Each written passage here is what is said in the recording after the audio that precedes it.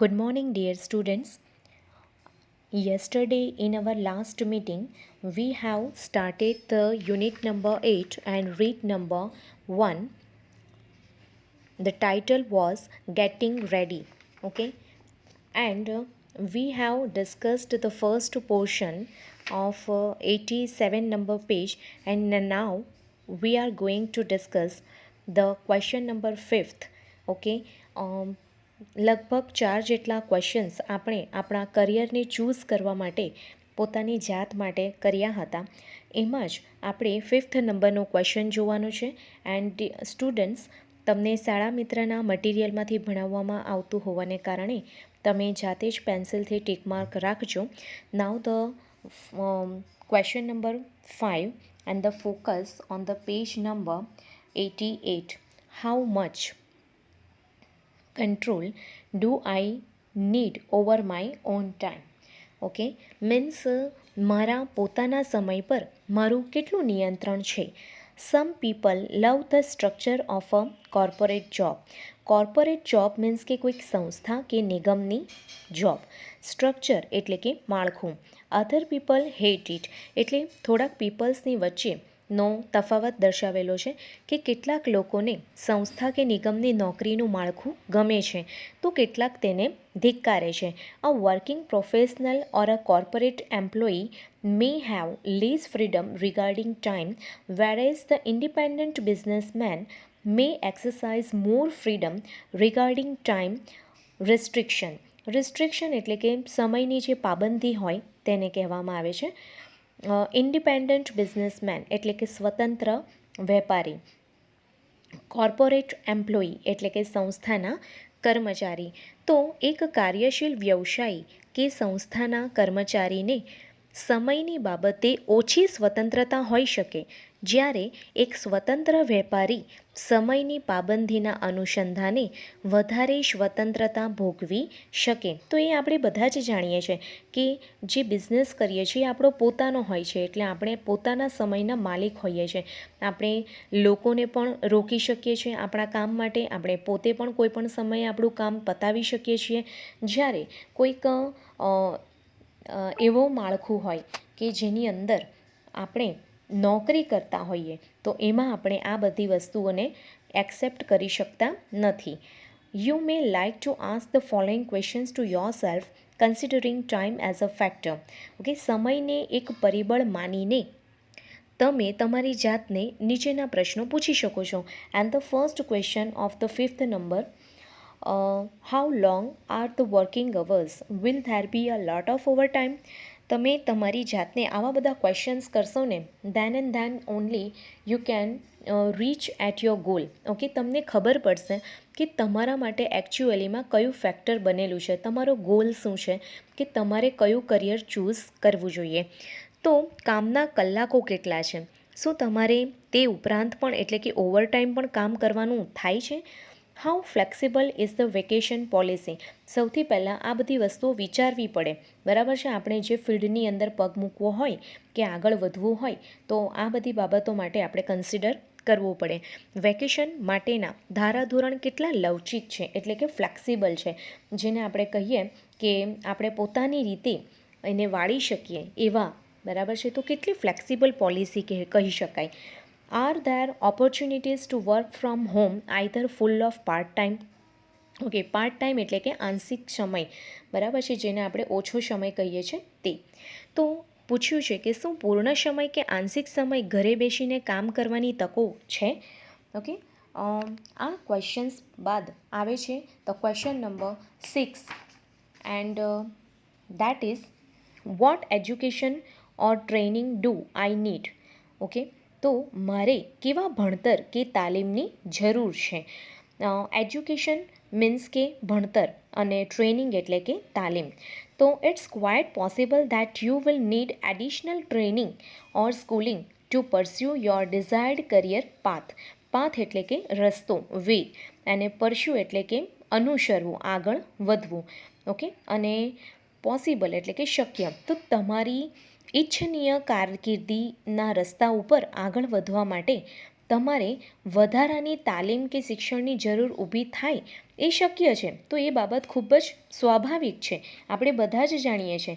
Okay, what degrees, licences or certification do I need to acquire. Acquire means to get, એટલે કે પ્રાપ્ત કરવું, અને ડિગ્રી એટલે કે ઉપાધિ જે આપણે મેળવીએ છીએ તે, અને લાઇસન્સ એટલે કે વન કાઇન્ડ ઓફ પરમિશન, જેને આપણે પરવાનગી તરીકે ઓળખીએ છીએ. તો મારે કઈ ઉપાધિઓ, લાઇસન્સ કે પ્રમાણપત્રો પ્રાપ્ત કરવાની જરૂર છે. Second one, how much more education or training am I willing to get. Willing to get એટલે કે ઈચ્છા રાખવી. Okay, that is the meaning of the willing. Much એટલે કે વધારે. તો હું વધારે કેટલું શિક્ષણ કે તાલીમ મેળવવાની ઈચ્છા ધરાવું છું. And the third question, how much time and money am I willing to invest for the desired career. Okay, તો કહેવામાં આવ્યું છે કે મારી ઈચ્છિત કારકિર્દી માટે, મને જેમાં ઈચ્છા છે તેવી કરિયર માટે મારે કેટલા સમય કે પૈસાની રોકાણની જરૂર છે. કેમ કે ઘણી વખત એવું બનતું હોય છે કે તમને જે ઈચ્છા હોય છે એની અંદર પૈસાનું ખૂબ જ રોકાણ જરૂરી હોય છે, પરંતુ તમારી પાસે પૈસા હોતા નથી. તો આવી બધી બાબતોને પણ આપણે નજરઅંદાજ ન કરીએ ત્યારે જઈને આપણે એક પ્રોપર, જેને કહીએ છીએ કે પરફેક્ટ કરિયર આપણા માટે સ્યુટેબલ હોય એવું ચૂઝ કરી શકીએ છીએ. Now the question number 7 which can be asked to our selves, and the question is, are the jobs available. તમે એક વખત ભણી તો લો છો એ બાબત માટેની, પણ શું એ ફિલ્ડ છે એને લગતું તમારી પાસે કોઈ કામ ધંધો પ્રાપ્ય છે, બરાબર, એવી કોઈ તકો છે રોજગારી મેળવવા માટેની? તો એને લાયક ક્વેશ્ચન્સ છે. It is important to know about the labor market for career you are considering. Okay, labour એટલે કે જે તમને રોજગાર આપે છે તેવું માર્કેટ. તો પૂછ્યું છે કે તમે જે કારકિર્દીનો વિચાર કરી રહ્યા છો તેની રોજગાર શક્યતાઓ વિશે જાણવું એ ખૂબ જ ઇમ્પોર્ટન્ટ છે. You should find out the answers of the following questions.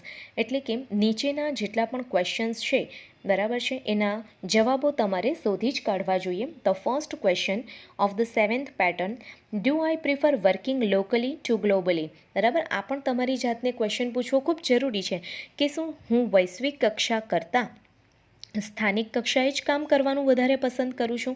કારણ કે જે લોકો વૈશ્વિક કક્ષાએ કામ કરતા હોય તો એ વધારે આગળ રોજગારીની તકો પ્રાપ્ત કરી શકે છે, જ્યારે સ્થાનિક કક્ષાએ એટલી તકો પ્રાપ્ત નથી થતી.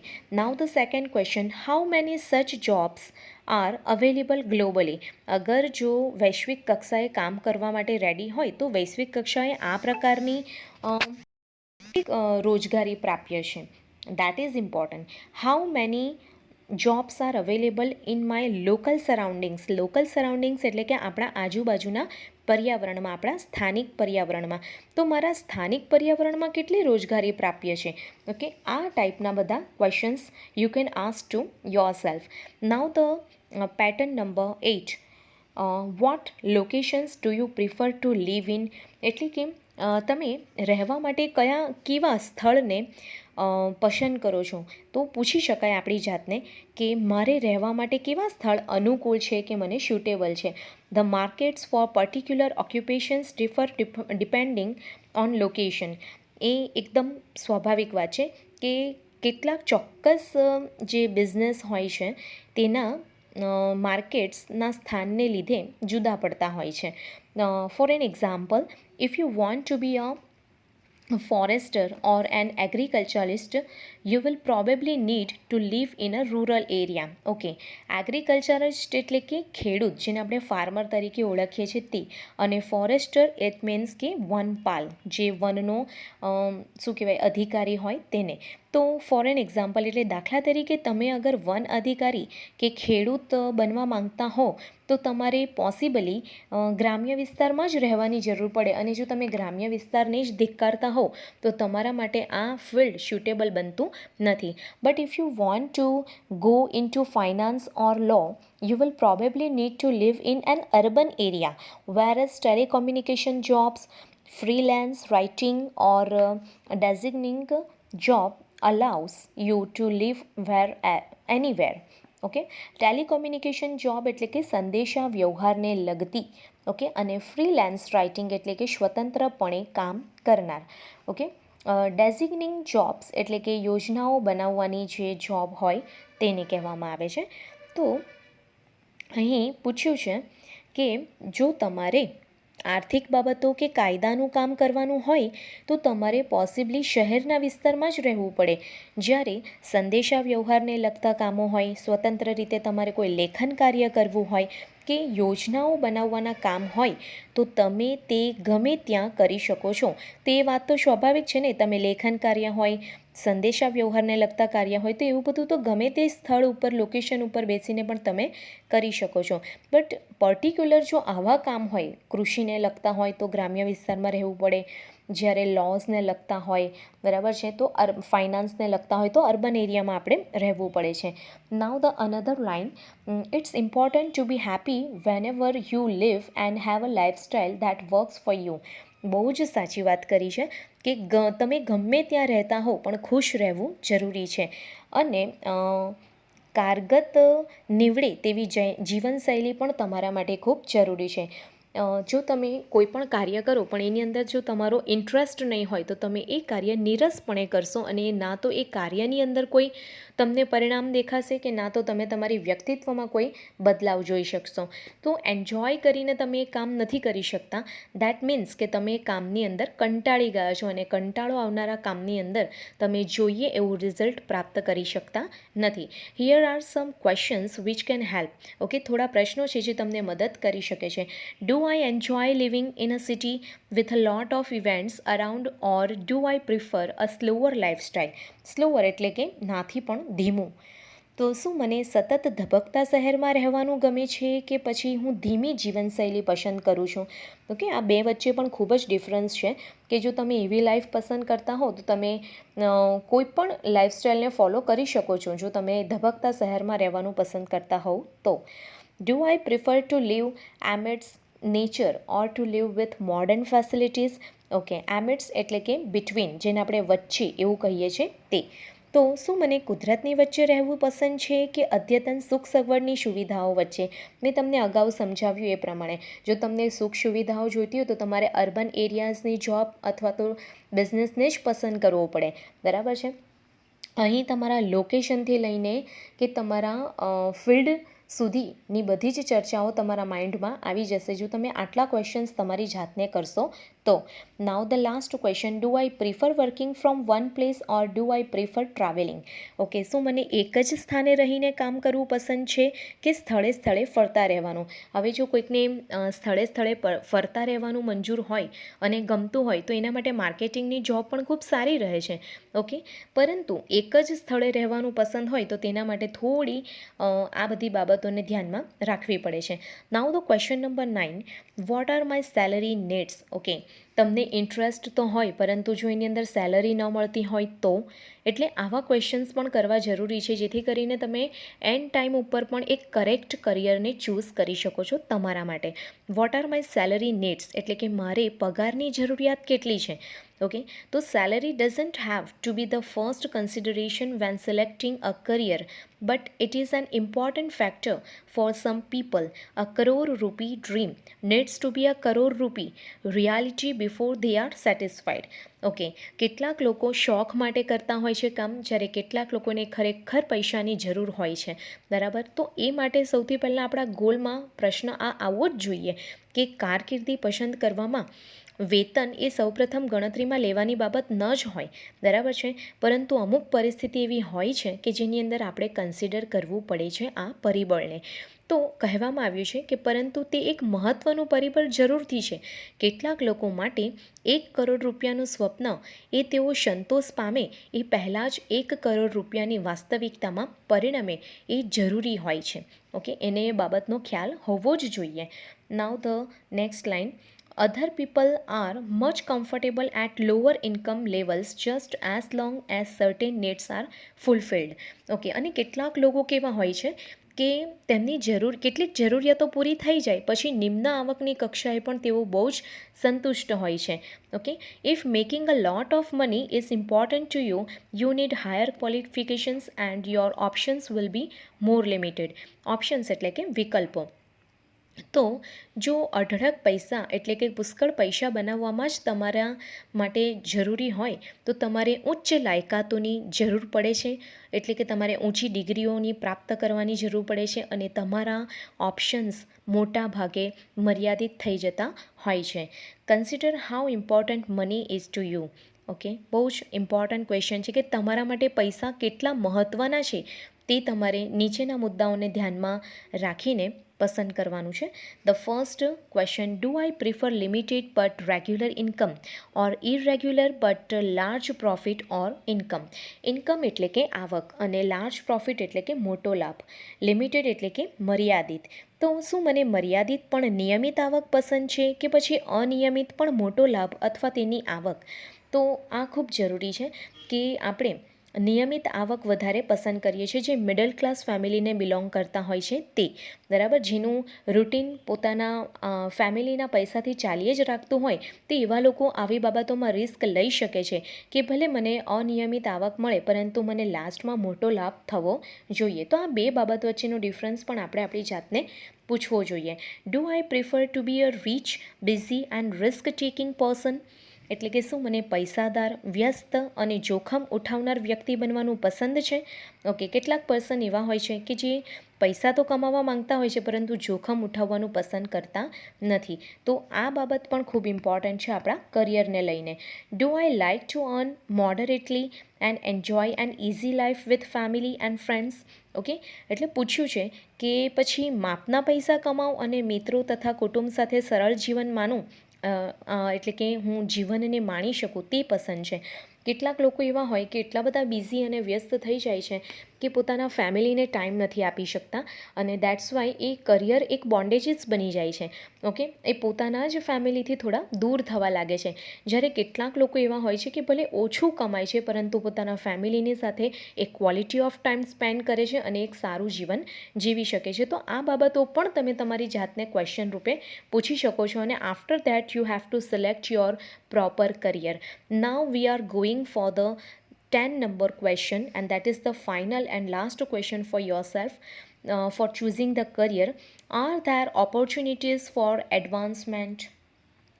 Focus on the question number 10 કે are there opportunities four advancement. Advancement એટલે કે પ્રગતિ માટે, બેટરમેન્ટ ઓફ ફ્યુચર માટે. તો પ્રગતિ માટે મારા માટે તકો ઉપલબ્ધ છે.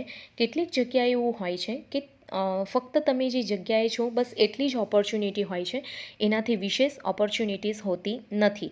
જ્યારે કેટલીક બાબતો એવી હોય છે, કેટલાક ફિલ્ડ્સ, કેટલીક કરિયરની જોબ એવી હોય છે કે તમને આગળ પ્રગતિ કરાવતી જ જાય છે. તો અહીં પહેલાં એક્સપ્લેનેશન જોઈ લઈએ. સમ jobs have more opportunities for promotions or upward mobility than others. Okay, mobility એટલે કે આગળ વધવાની તકો, જેને આપણે ગતિશીલતા કહીએ છીએ, બઢતી કહીએ છીએ તે. પ્રમોશન્સ એટલે પણ બઢતી.